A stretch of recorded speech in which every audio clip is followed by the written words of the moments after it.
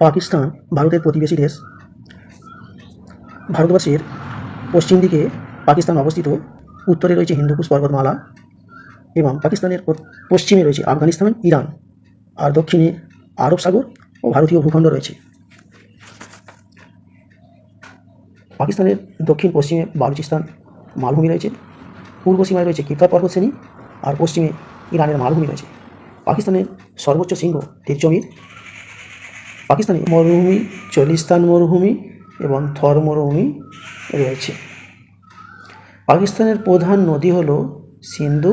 সিন্ধুর ছাড়া সিন্ধুর উপনদী বিতস্তা, চন্দ্রভাগা, ইরাবতী, বিপাশা, শতদ্রু।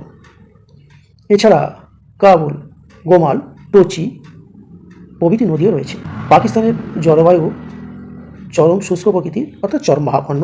গ্রীষ্মকালীন তাপমাত্রা 35 থেকে 40 ডিগ্রি, শীতকালীন তাপমাত্রা স্থানভেদে আমরা যদি লক্ষ্য করি 5 থেকে 15 ডিগ্রি সেন্টিগ্রেড। বৃষ্টিপাত মোটামুটি গড়ে ধরা যাক 75 থেকে 100 সেন্টিমিটার মতো হয়। পাকিস্তানের যে সকল স্বাভাবিক উদ্ভিদ আছে সেগুলির মধ্যে পাইন, ফার, উইলো, এলাম, বার্চ, কাঁটা জাতীয় গাছ, তৃণ। পাকিস্তানের যেটা কৃষিকার্যের প্রধান পদ্ধতি। পাকিস্তানের বৃষ্টিপাতের পরিমাণ খুব কম, তাই কৃষি ব্যবস্থায় উন্নত সেচের সাহায্যে এবং মরুপ্রায় অঞ্চলগুলিকে শস্য শ্যামলা করা হয়েছে।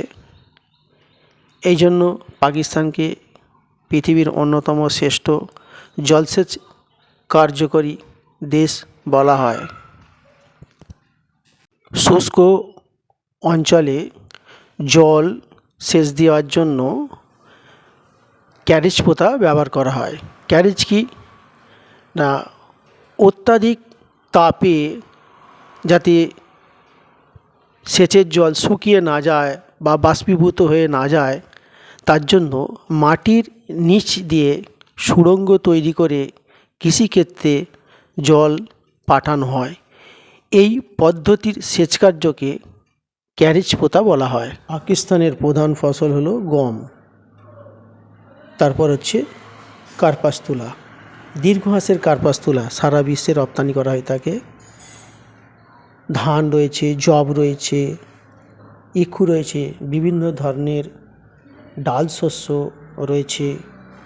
তারপর হচ্ছে আঙুর, যাতে কিশমিশ তৈরি হয়ে থাকে, বেদানা, পিচ, খেজুর,